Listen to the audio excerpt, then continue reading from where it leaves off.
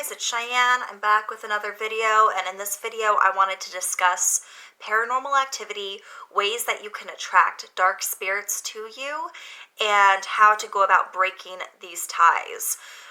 So I do have a lot of experience with the paranormal realm. Every single house that I grew up in was haunted, and that's actually really interesting, and I'll tell you about why later on. So there are many different types of paranormal activity and spirits. There are good spirits and bad spirits. And if you're dealing with a lot of negative spirits attachment to you, then this is the video for you, because we're really going to focus on negative spirits in this video. Because I've had such a long history with dealing with negative spirits. Now, people might think that I'm crazy, okay. But I'm not the only one who's gone through this. So, there are people who are naturally in tune to the spiritual realm and can sense when there are good spirits or bad spirits around. But also there are people who draw like dark spirits to them. And it's nothing that necessarily that the person is doing to draw these dark spirits to them, but there are portals that can be opened.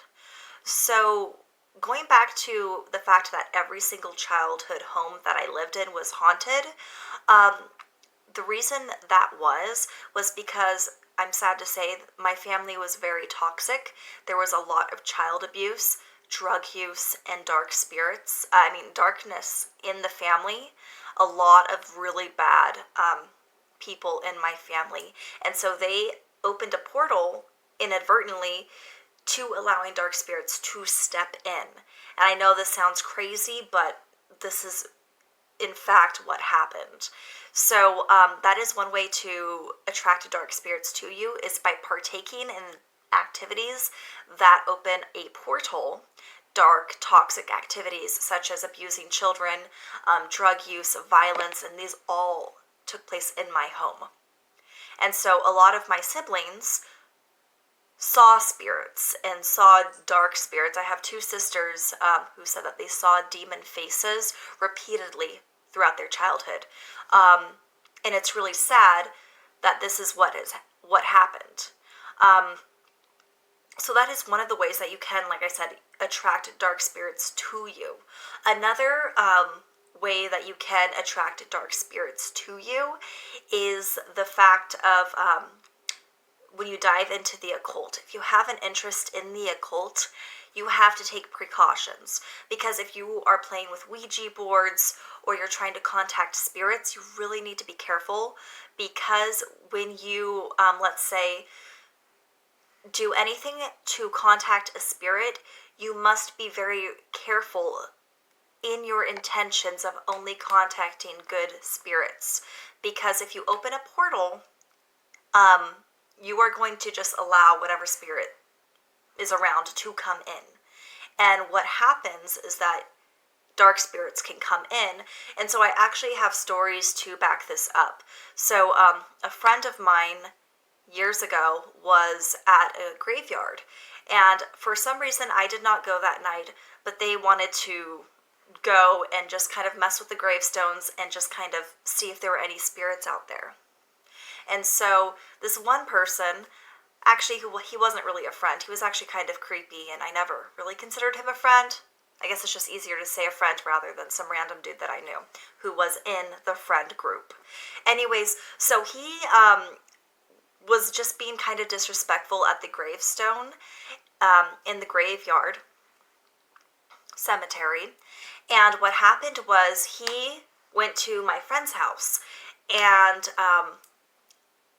what happened was he attached a spirit attached itself to him because he had opened the portal.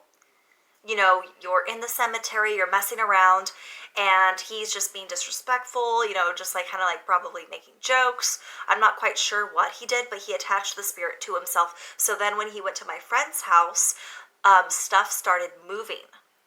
And so I verified this story with my friend and his wife, and they both said that things moved in their home when this one individual, who also just kind of had like a darkness about him, that's why I kept my distance from him, came over to their home.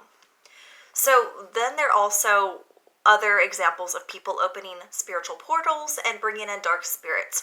So if you see, if you remember from a few years ago, you may have seen the videos called the Charlie Charlie Challenge or the Bloody Mary Challenge.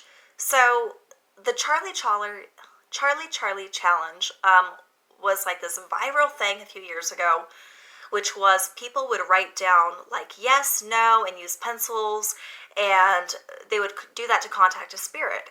And they would say, Charlie, Charlie, are you here? And the pencils would move on their own. And so what that actually was is that they were doing, they were in essence, essentially doing a ritual to open a spiritual portal. And they did not state their intentions of only a good spirit is to come in. So what happened was people were having paranormal activity attached to them and coming into their homes. So then you see also Bloody Mary challenges, which might sound like, oh, it's just a little childhood game, ha ha ha, which it can be.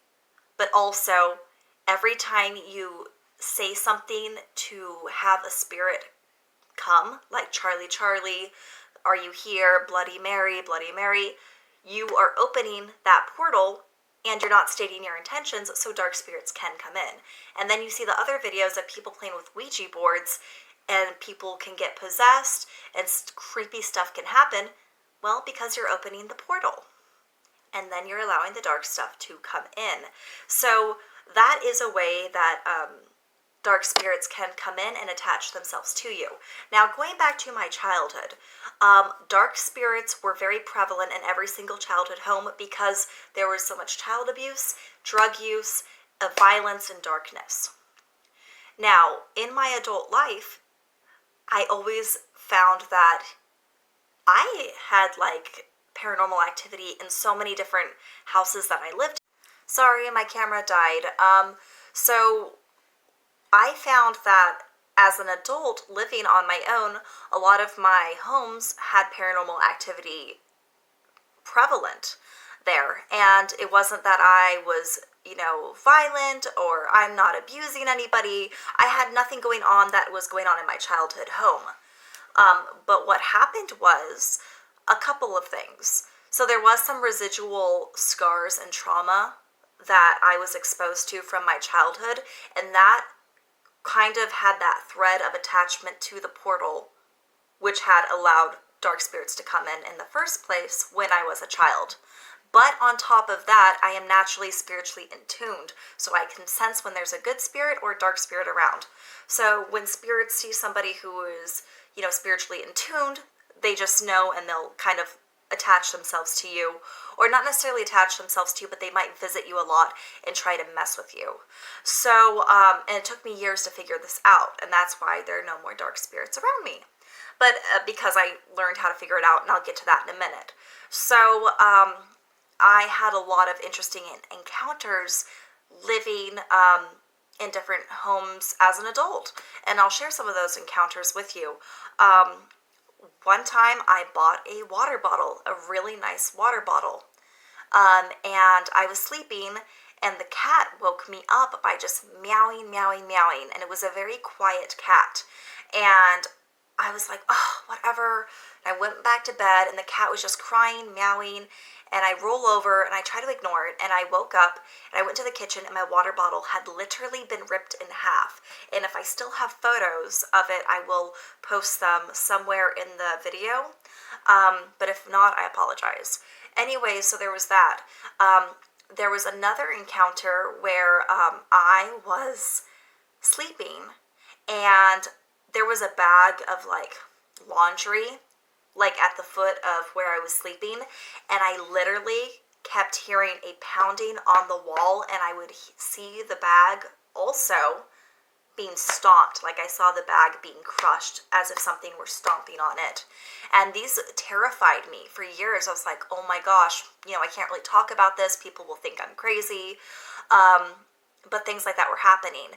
And later on, things got more validated when, and I started to be able to feel more secure in talking about these things, is when I moved in with roommates who I absolutely adore, and they're great. Anyway, so I moved in with these lovely roommates, and we sensed, like, we all three of us sensed a darkness in the apartment. And so we're like, okay, well, one day we're going to cleanse it. And right before we decide to do a cleansing ritual with sage, I hear 3 knocks on the closet door, which is, a sign of a demonic sense, and I smelled sulfur, which is another sign of a demonic sense. And so as my roommates and I are doing this cleansing ritual, we all hear growling. And that was validation for me that, oh no, I'm not crazy. This, in fact, is happening. And so I don't believe that I brought that dark spirit in, because my roommates lived there before me, and they said that they always sensed like a darkness in the air. But after we did the cleansing ritual, we were able to, we actually had to do 2 cleansing rituals. We were able to like finally cleanse that out.